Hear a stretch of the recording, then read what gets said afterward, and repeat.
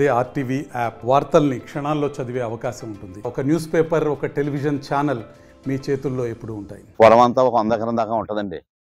మొత్తం మీద ఇంకా మొత్తం అంతా నాశనం అయిపోయిందండి. ఆకుమూళ్ళు అన్నీ కుళ్ళిపోయినాయండి. ఇంకా సగం పొలం ఊడ్చారు, సగం పొలం ఊడ్చలేదు. ఒక 16,000 రూపాయల దాకా పెట్టుబడి ఉంటుందండి మొత్తం.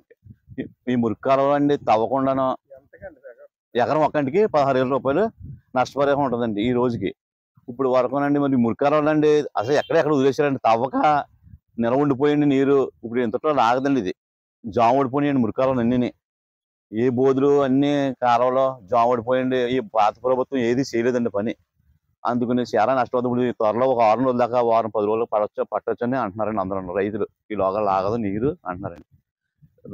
ప్రభుత్వం ఆదుకోకపోతే దారి కాపాడుతుందండి రైతులకి.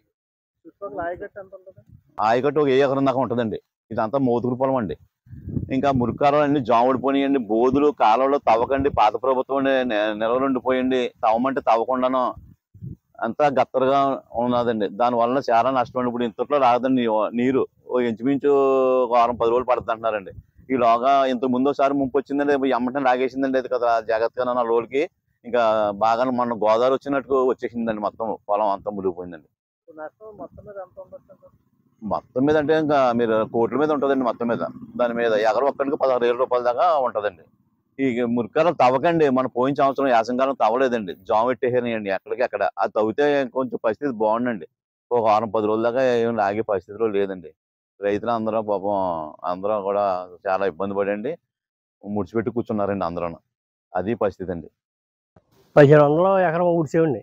ఊడ్చినవి 5-6 రోజుల కాడి నుంచి వాన పట్టుకుని 15 రోజుల దాకా కుదరలేదండి. మునిగిపోతున్నాయి.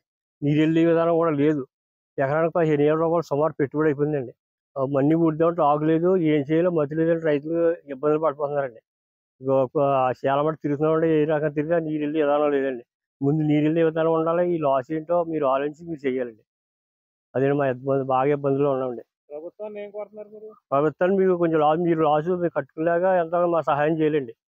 దాన్ని బట్టి మీరు ఎంత పొలం మేము చేస్తామంటే అండి ఏం చేయాలో మార్గం లేకుండా ఉందండి. జనాలు అందరూ మసి లేకుండా అండి. ముసాబులకి అప్పుడు 15 రోజులు బట్టి ముసాబు అండి. ఊడ్చిన 4-5 రోజుల కాడి నుంచి కూడా మునిగిపోతామండి. ఆకు ఊడుతామన్నా మళ్ళీ లేదు. ఏం చేయాలో ఇదేలా ఏం చేయాలి, వచ్చి పెట్టిన లాస్ ఏంటి అని అర్థం లేకుండా ఉన్నామండి. అదే వర్షాలకు మునిగిపోయిందండి. 1000 ఎకరం ఉంటుందండి. గుమ్మిలేరు మోతుకూరు కలిపి భారీ ఎత్తున పడ్డది వర్షాలు. పూర్వం మురికాలు తవ్వక చేయక ఇబ్బందులు వచ్చేసి ఈ రకంగా పోయింది. ఇది 6 రోజులు మట్టి ఉందండి వర్షం. మనీ పైన ఇంకా వస్తుందా అలాగంటున్నారు, ఇలాగంటున్నారు. మళ్ళీ ఇంకో 6 రోజులు అంటే మొత్తం 15 రోజులు వస్తుందండి. మొత్తానికి ఎందుకు పని చేయకుండా పోద్దాం మోన వ్యవసాయం. ఇప్పటికే పెట్టుబడులు పెట్టి వెనక ముందుకి కంగారు పడుతున్నారండి కొంతమంది. ఏం చెయ్యాలి? పెట్టుబడి 16,000 రూపాయలు అయిపోద్దండి. పైన అవుతుంది కానీ తక్కువ అవుదండి. తొలకరి ఇది విత్తనాలు ఉడుపు యథా ఎన్ని ఎవరి మట్టుకు వాళ్ళు చేశారు కదండి. రకరకాలుగా ఉంటుందండి. 16,000 రూపాయలు పైన ఉంటుంది కానీ పెట్టుబడి తక్కువ ఉండదండి.